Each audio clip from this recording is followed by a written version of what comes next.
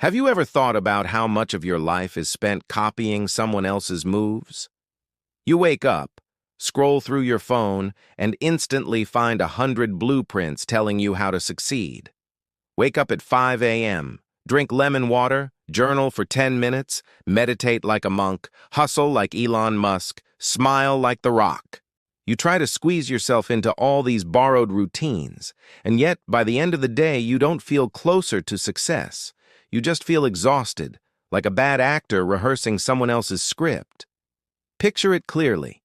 You're sitting there with your notebook, writing down habits from 5 different YouTubers, 3 books, and a podcast guru who swears the key is to never hit the snooze button. You follow all of it for a week, and instead of feeling inspired, you feel robotic. You're like a parrot reciting words you don't understand. And here's the uncomfortable truth. If you lived exactly this way for another year, would your life look any different? Or would you just be a well-trained copy of someone else's highlight reel? So before you feel good after watching the video, take a moment to like the video and subscribe, but only if you really like what I do here. And while you're at it, drop your location and the local time in the comments. I want to see where in the world you're listening to this message. Here's the thing. Copying feels safe. It tricks your brain into thinking, if it worked for them, it will work for me. But life doesn't operate like a photocopier. You can print out another person as success and expect the ink to stick on your paper. What you're really doing is stepping on a treadmill. You move, you sweat, you feel busy, but you don't go anywhere. And you convince yourself that at least effort equals progress, when in reality, effort in the wrong direction equals frustration. Oddly enough, human beings are born copiers. Babies learn language by mimicking. Whole traditions are passed down because we repeat what others did before us. That's not the problem. The problem comes when copying becomes your permanent strategy. Psychologists still debate whether humans copy more out of fear of failure or out of comfort in belonging. But whichever it is, you can't escape the fact that copying eventually makes you invisible. Think of it this way. You can smell a copycat from a mile away. You've seen the TikTokers who mimic someone else's viral video word for word. The lighting looks the same. The music is identical, but it feels flat. Because the magic wasn't in the formula, it was in the person behind it. That's the part you can never duplicate. Here's the strange detail. Even the odd, ridiculous failures of originality have more value than polished imitations. Remember how people in ancient Egypt thought mixing crocodile poop into sunscreen would protect their skin? Totally bizarre, but at least it was their own creation. It left history with a story so weird we still laugh about it today. That's more memorable than copying some other culture's ideas word for word. So every time you copy, you're not just failing, you're erasing the chance for your own messy, weird, unforgettable story to exist. You're trading your voice for an echo, and echoes never change the world. You probably believe copying saves you time. Why spend 10 years figuring things out when someone already laid out the map? That's the lie you tell yourself every time you look for shortcuts. But here is the reality. Shortcuts don't teach you how to climb the mountain. They just drop you at the peak without building the legs to stand there. That's why when the storm hits, you fall back down. Think about it. You binge-watch videos of successful entrepreneurs, athletes, or artists, and you notice their routines. They tell you, wake up early, grind harder, stick to this plan. You follow it like gospel, and at first, it feels like progress. But underneath, nothing has changed. You didn't learn the lessons they learned through their struggles. You didn't bleed through the same nights of doubt. You just tried to cut to the reward without building the strength for the wait. Imagine copying a chef's recipe without tasting, smelling, or adjusting for your own kitchen. The dish might look good on Instagram, but when you take a bite, it's bland, because you skipped the most important step, learning how to season it with your own hand. That's exactly what happens with shortcuts. Here's a fact most people avoid. Growth is hidden in the struggle. The brain rewires itself when it meets resistance, not when it repeats someone else's script. Scientists call this neuroplasticity, and it proves that your mind changes when you're forced to figure things out. Psychologists still debate whether pain is the most effective teacher, but they agree on one thing. If you avoid struggle, you avoid depth. Copying is like bubble wrap. It shields you from the sting, but it also blocks you from the muscle that sting builds. And let's laugh at ourselves for a second. How many times have you bought a shortcut system online? Maybe it was a course that promised results in 30 days, or a productivity hack that guaranteed millionaire mornings. You probably lasted 3 days before going back to Netflix. The shortcut didn't fail. You failed to realize shortcuts can't give you roots. A tree without roots looks tall for a moment, but the first gust of wind sends it crashing. Here's something odd. Some of the greatest inventions came not from shortcuts, but from ridiculously long detours. The light bulb took Edison over 1,000 failed experiments. If he had copied the first design he saw, we'd probably still be in the dark. Or worse, lighting candles dipped in whale fat. And yes, whale fat candles were a thing. Strange, smelly, and highly flammable. Copying would have kept us stuck there forever. So when you think you're saving time by copying, remember this. You're skipping the one thing you can't outsource, your own scars. Every mistake you dodge today is wisdom you'll lack tomorrow. And when life demands payment, you'll have nothing in the bank. The false shortcut doesn't make you strong. It just gives you the illusion of progress until the floor falls out from under you. And when it does, you'll finally understand. The long road was the only road that ever mattered. When you copy too much, something subtle but dangerous happens. You lose your voice. Not your speaking voice, but the part of you that makes people lean in and listen. You bury it under layers of imitation until you sound like background noise in a world already crowded with echoes. Picture yourself walking into a crowded party. Everyone is telling the same story, laughing at the same joke, repeating the same lines they saw on TikTok. At first, you laugh too, because you don't want to be left out. But after a while, it all feels empty. Nobody remembers who said what, because everyone sounds the same. That's what happens when you live your life as a copy. You become forgettable, even to yourself. Here's a painful fact. People crave authenticity more than perfection. When someone is raw, flawed, and real, you trust them. But when you sense they're faking it, even just a little, you pull away. That's why imitation can only take you so far. People can smell when you're not being yourself. They don't always know why, but they feel it. And feelings guide trust. Think of the artists you love most. They weren't perfect, but they were unmistakable. Imagine if Michael Jordan had tried to copy another player's style instead of inventing his own. Imagine if Steve Jobs had only mimicked IBM instead of creating something different. They stood out because they risked looking strange at first. If they had blended in, we wouldn't even remember their names. Here's the odd detail. Parrots can mimic human speech, but no one ever asks a parrot for wisdom. Why? Because deep down you know the bird isn't thinking. It's just copying. That's what people feel when you imitate too much. They hear the words, but they don't believe the meaning. Psychologists still debate whether identity is something we discover or something we create. But one thing is certain. When you bury your identity under endless imitation, you weaken your ability to connect. You start to feel hollow because your life isn't your own story. It is a remix of everyone else's greatest hits.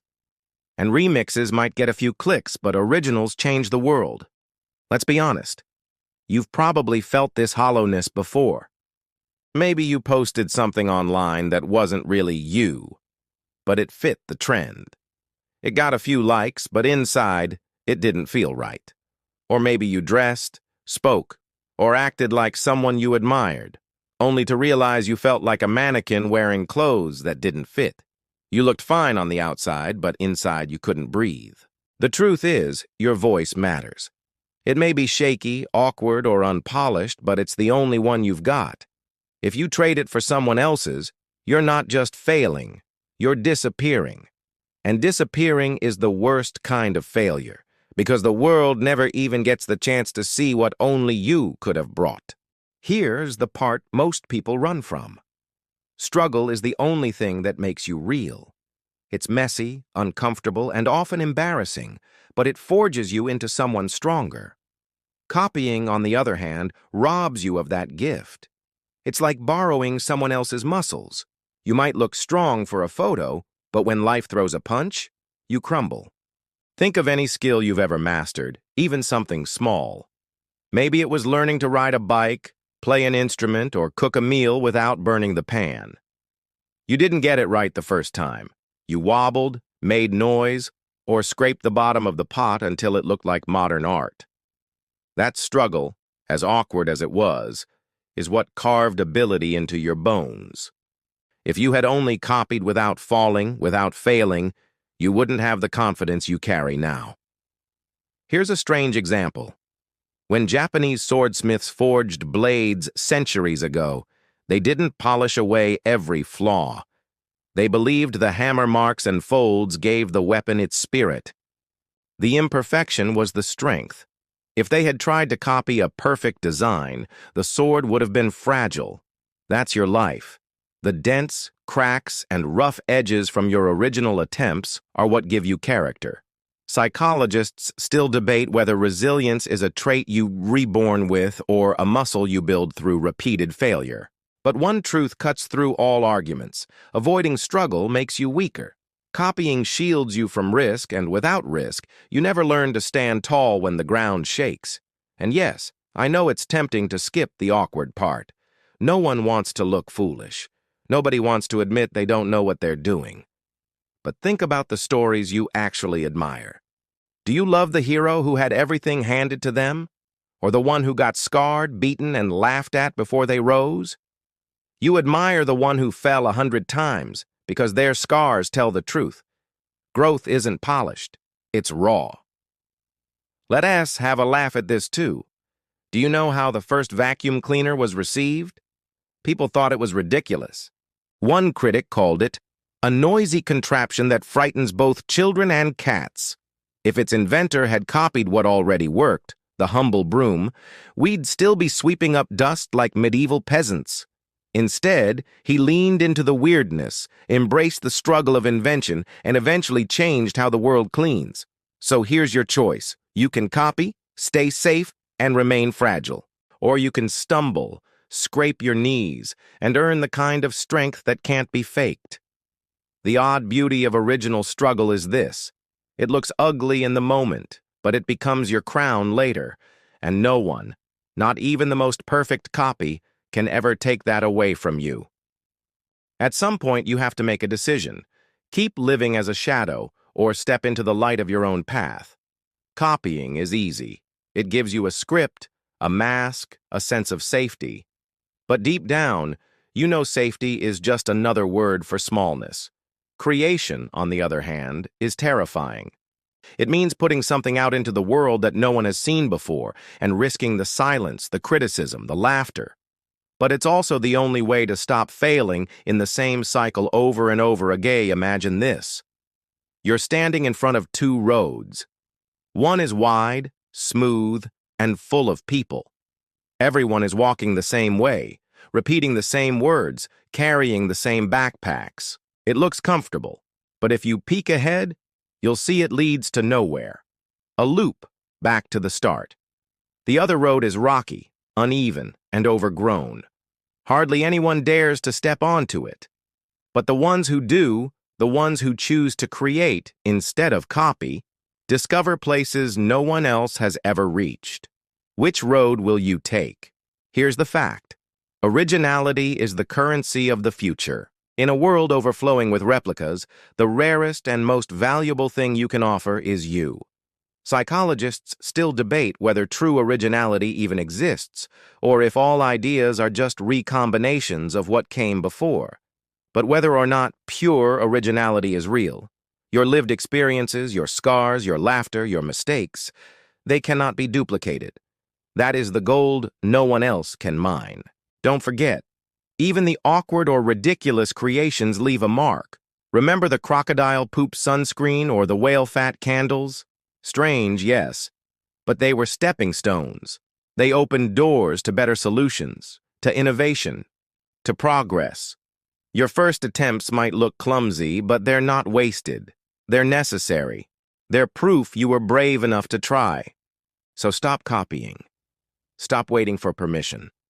Stop thinking your voice doesn't matter because it doesn't sound like theirs. The only failure that lasts is refusing to create. Remember, you are stronger than you think. And if you only do one thing today, start now. Thanks for listening. See you in the next video. You fail not because you're lazy, not because you're untalented, but because you've spent too much time copying instead of creating. At first, copying feels safe. You think it's the fastest way to success. Just repeat the blueprint, follow the steps, mimic the habits. But the truth is, copying is a trap. It tricks you into motion without direction. You run hard, but you stay in the same place. In the beginning, you fall into the copying habit because it feels like certainty, but shortcuts rob you of the only thing that builds real strength: struggle. You can't borrow someone else's scars and expect them to protect you. You need your own. And every awkward, messy attempt at your own path is worth more than the most polished imitation. When you copy, you lose your voice. People sense when you're fake. They don't always know why, but they feel it. And feelings are what build trust. If you silence your own story, you become forgettable in a noisy world. But when you dare to be yourself, even imperfectly, you become memorable. History proves it's the original strugglers who push the world forward. From the swordsmiths hammering dents into their blades, to inventors laughed at for their noisy contraptions, to the bizarre experiments like crocodile poop sunscreen, progress is born from originality, not imitation. In the end, you must choose. Stay in the comfort of copying or step into the risk of creating. One road circles back to failure. The other road leads to growth, freedom, and fulfillment. Your path doesn't need to be perfect. It just needs to be yours. And once you choose it, you'll finally stop failing the same way and start living the life only you can live.